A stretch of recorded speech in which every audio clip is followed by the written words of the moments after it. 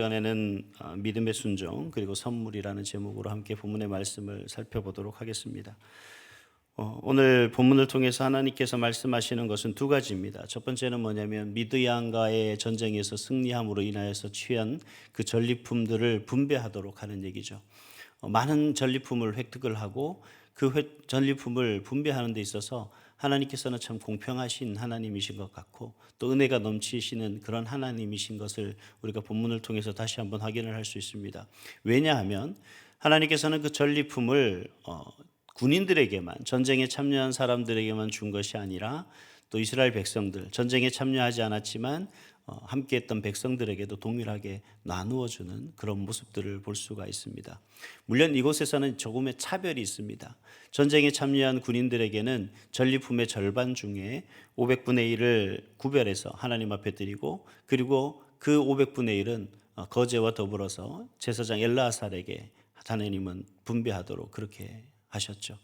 그리고 또 절반은 이스라엘 백성들에게, 온 회중에게 분배하도록 했지만 그 중에 50분의 1을 또 하나님 앞에 드려서 제사장 가문, 레위 가문에게 주도록 그렇게 말씀하시는 것을 볼 수가 있습니다. 이렇게 함으로 말미암아서 이스라엘 백성들은 전쟁에 참여한 사람과 전쟁에 참여하지 않은 사람들을 구별하고, 차별이라고 좀 이야기해도 되겠죠. 분명하게 차별해서 모든 사람에게 돌아갈 수 있도록 그렇게 은혜를 베푸시는 것을 볼 수가 있습니다. 아마 이것에도 분명한 의미가 있겠죠. 그 의미에 대해서 다시 한번 살펴보도록 하고요. 또 한 가지는 어떤 일이냐면 전쟁에 참여한 그 모든 군사들 가운데 오늘 보면 본문 48절 이하에 보니까 한 사람도 죽지 않았다라고 그렇게 이야기를 하고 있습니다. 그러니까 하나님이 약속하신 그 놀라운 어떤 그 말씀 속에서 또 하나님을 믿고 의지하며 순종하는 데 나아갔던 그 전쟁 가운데서 하나님께서는 그들의 백성을 어떻게 돌보시고 인도하시는지에 대해서 오늘 본문은 말씀하고 있는 것을 볼 수가 있습니다. 사실 저는 오늘 본문을 통해서 이렇게 묵상을 하며 준비하다 보니까 제가 참 떠오르는 말씀이 있습니다. 제가 하나님을 아버지라고 할 수 있는 이유가 뭘까?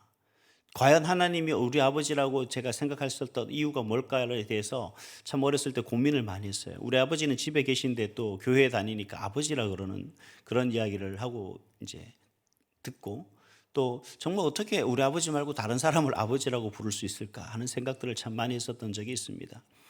근데 한 번은 성경을 읽는데 마태복음 7장 9절에서부터의 말씀이 제 마음속에 와닿는 겁니다. 그 말씀이 어떤 건지 여러분 다 외우시죠? 너희 중에 누가 아들이 떡을 달라고 하면 뭘 줘요? 돌을 주며, 생선을 달라 하면 뱀을 줄 자가 누가 있겠느냐? 아무리 악한 사람이라도 아들에게는 좋은 것을 줄 알거든. 하물며 하늘에 계신 하나님께서 그렇겠느냐 하시는 말씀입니다. 정말 아버지가 아들을 향한 그 마음, 그 누구보다도 아들에게 주고자 하는 그 마음이 정말 강했던 그 말씀들이었습니다. 그래서 하나님을 내가 아버지라 부를 수 있겠구나 라고 하는 생각, 그때부터 제가 기도할 때 주여보다는 아버지라고 했던 지금까지의 습관들이 남아 있습니다만, 오늘 본문의 말씀을 보면 바로 그런 하나님의 마음이 가장 잘 나타나 있는, 그리고 그런 하나님의 마음을 통해서 우리가 어떤 삶을 좀 나아가야 되는가에 대한 그런 부분들을 대해서 두 가지로 말씀을 드리려고 합니다. 첫 번째는 뭐냐면 앞에서도 이야기했듯이 하나님이 이러한 전리품을 분배함을 통해서 우리에게 보여주시고자 하는 것은 뭐냐면 바로 우리가 믿음으로 순종했을 때 하나님이 주시는 기쁨을 오늘 본문을 통해서 맛보도록 그렇게 하시는 것입니다. 사실 내가 믿음으로 나아가고 순종했을 때 하나님이 주시는 기쁨이 뭘까요? 사실 좀 추상적이죠. 과연 그게 뭘까? 내 마음의 만족일까? 아니면 어떤 삶의 윤택함일까?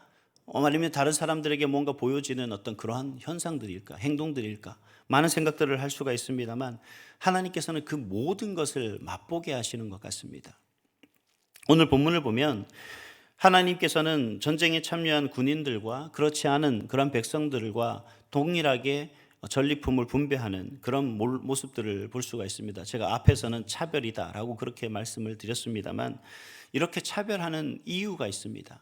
사실 일반적으로 이 성경 속에 보면 이 전리품은 전쟁에 참여한 군인들의 몫이었습니다. 그럼에도 불구하고 하나님께서는 이렇게 백성들에게도 골고루 나눠지도록 명령하시는 이유가 뭘까? 이건 다름 아니라 하나님 안에서 살아가는 우리 모든 공동체 속에서 믿음으로 순종하며 함께 협력하고 함께하는 모든 이들에게 주어지는 그러한 가치를 이야기하고 있는 것이죠. 우리가 어떤 사람은 앞에 나가서 열심히 최선을 다하는 사람이 있는가 하면 어떤 사람은 뒤에서 박수치고 기도하며 후원하고 응원하는 사람들이 있습니다. 이러한 모든 사람에게 하나님은 동일하게 기뻐하시고 그들에게 동일하게 은혜를 베풀어 주신다는 얘기입니다. 하나님은 그것을 통해서 기뻐하신다는 이야기겠죠.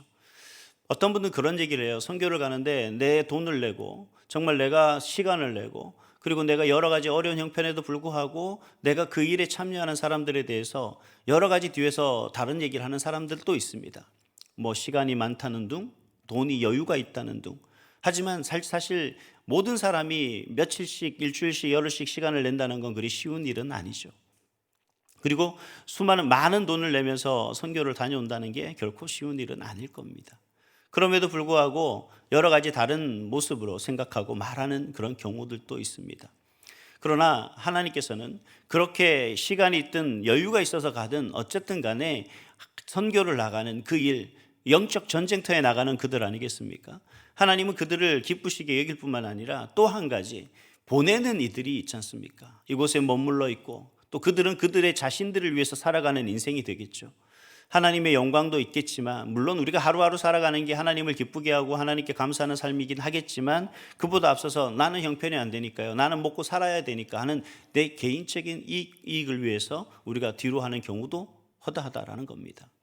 그러한 삶 속에서 하나님께서는 우리에게 두는 가치는 뭐냐면 그냥 가는 사람은 가는 거고 나와 상관없는 일이 아니라 우리는 보내지 못하고 우리가 이 사회에 함께 하지 못한다면 우리가 함께 기도하며 기다리고 그 사역을 위해서 우리가 중보할 수 있는 그 모습을 하나님은 바라시고 원하신다는 거죠.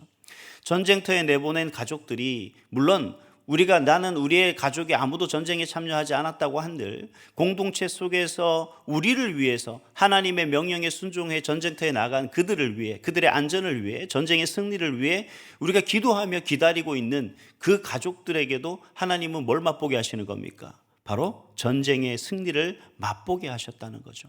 더 나아가서 하나님은 어떤 은혜를 베푸셨냐? 바로 이제 이들은 가나안 정복 전쟁을 치러야 됩니다. 하나님께서 그들에게 약속하신 그 땅에 들어가서 그 땅을 정치하는 그 일을 해야 되죠. 그것은 하나님의 약속이고 하나님께서 그들에게 주시겠다고 하신 그 언약입니다. 그 언약을 하나님께서는 이루시고 하실 때 가장 중요한 건 뭐예요? 바로 백성들이 하나님의 그 언약의 말씀을 굳건하게 믿고 그 가나안 땅에 정복하는 그 일에 최선을 다해야 된다는 겁니다. 누구보다 앞장서야 된다는 겁니다. 그래야만 뭘 얻을 수 있어요? 약속의 땅을 취할 수가 있는 겁니다.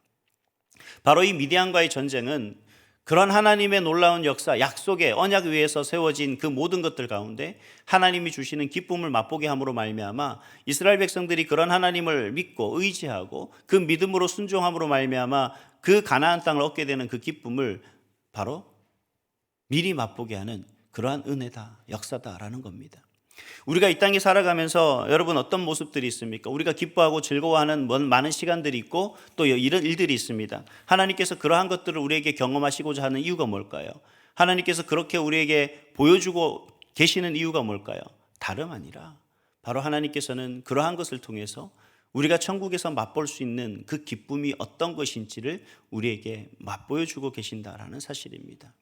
그렇기 때문에 우리가 이 땅에 살아가는 삶 속에서 믿음으로 순종하며 한 걸음 한 걸음 나아갈 때마다 이루어지는 놀라운 역사를 통해서 얻어지는 기쁨이 바로 하나님의 은혜이고 우리에게 주시는 참된 기쁨의 선물이다라는 사실을 기억하시길 바랍니다. 그리고 그 작은 것이지만 그 기쁨을 통해서 앞으로 우리가 누리게 될 그 영광의 나라, 하나님 나라에서 주시는 하나님의 놀라운 그 행복을 알고 추구하고 소망하는, 그러면서 하루하루를 살아가는 여러분 될 수 있기를 간절히 소망합니다. 또 한 가지는 뭐냐면 하나님 앞에 나아가는 믿음을 우리에게 또 특별한 선물로 주신다라는 사실을 알 수가 있습니다. 오늘 본문 50절 이하를 보면 전쟁에 참여했던 그 지휘관들이 모세를 찾아오는 것을 볼 수가 있습니다. 그리고 그들이 하나님 앞에 헌물을 드리는데 단순히 이게 헌금이 아니라 일반적인 감사 헌금이 아니라 분명하게 이야기하고 있는 것을 볼 수가 있어요. 뭡니까? 50절 말씀을 다시 한번 같이 읽습니다. 시작. 우리 각 사람이 받은 바 금패물 곧 발목걸이, 손목걸이, 인장반지, 귀고리, 목걸이들을 여호와께 헌금으로 우리의 생명을 위하여 여호와 앞에 속죄하려고 가져왔나이다. 아멘. 참 사실 이 말씀이 저에게는 참 숙제였습니다. 하나님 앞에서 하나님께서 왜 이 말씀을 우리에게 주시는 계신 것일까? 미디안 전쟁의 그 모든 전쟁을 치르는 가운데서 이미 그들은 전쟁에 승리했고, 그리고 정결의식을 행했고, 그리고 하나님의 명령에 따라서 전리품들을 다 분배했음에도 불구하고 왜 마지막에 이 31장의 마지막 부분에서 이렇게 말씀하시고 계시는 것일까? 참 많은 부담이었고 그냥 넘길 수 있는 그런 본문 같은데 넘기지 못하는 것이 제 마음의 불편함으로 여전히 남아 있었습니다. 근데 이 말씀을 통해서 과연 하나님께서 우리가 어떤 것으로서 이야기하고 계시는가? 우리가 이 땅에 살아가면서 우리가 어떤 마음을 갖고 계시는 걸까? 하나님이 원하시는 것이 무엇일까? 여러분 어떤 것일까요? 오늘 말씀해 보면 참 주목해야 될 부분은 한 대목밖에 없는 것 같습니다. 그들이 자발적으로 나왔다는 얘기입니다. 하나님께서 가장 기뻐하시는 모습은 어떤 걸까요? 우리가 하나님 앞에 스스로 나아오는 겁니다. 누구의 강요나 억지로가 아니라 정말 기쁨과 감사함으로 하나님 앞에 자신의 모든 죄를 들고 하나님 앞에 내려놓는 그러한 진실한 모습 아니겠습니까? 하나님께서 가장 기뻐하는 모습은 바로 그런 것 같습니다. 제가 개인적으로 제 자신을 가만히 돌아보면 우리 자녀들을 내가 봤을 때 가장 기뻤던 것이 어떤 때인가를 잠깐 생각을 해보면 뭐 공부를 잘하거나 그럴 기대조차 할 수는 없지만 뭐 장학금을 받는다 이런 기대는 전혀 할 수는 없습니다. 하지만 중요한 건 뭐냐면 뭔가 스스로 하려고 하는 것들이었습니다. 뭐 하다못해 이제 공부를 좀 하려고 해요 라고 하면서 책을 펼치는 그 모습만 봐도 벌써 아마 뭐 너무 기쁜 마음인 거죠. 아니면 엄마 아빠를 왜 설거지를 좀 하려고 해요 하는 그 순간 그 모습만 보면 너무 기쁜 겁니다. 누가 시키지 않아도 스스로 무엇을 좀 할지를 알고 생각을 하고 하는 그 모습이 참 기뻤다라는 거죠. 우리가 하나님께서 과연 나를 가장 기뻐하는 것은 무엇일까요? 예배 시간 됐으니까 예배드리러 나오세요. 기도해야 됩니다 여러분. 기도하세요. 찬송합시다. 찬송하세요. 이 모습이 아니라 본인이 내가 스스로 이제 하나님 앞에 감사하며 하나님께 찬송하며 하나님 앞에 기도하며 내가 하나님의 말씀을 통해서 내가 영의 양식을 쌓고 나아가는 그 삶을 추구하기 위해서 성경을 펼치는 그 모습 자체, 그 시작을 하나님은 기뻐하신다라는 사실입니다. 그렇다면 우리가 살아가는 이 세상에 한 걸음 한 걸음은 결국 뭐예요?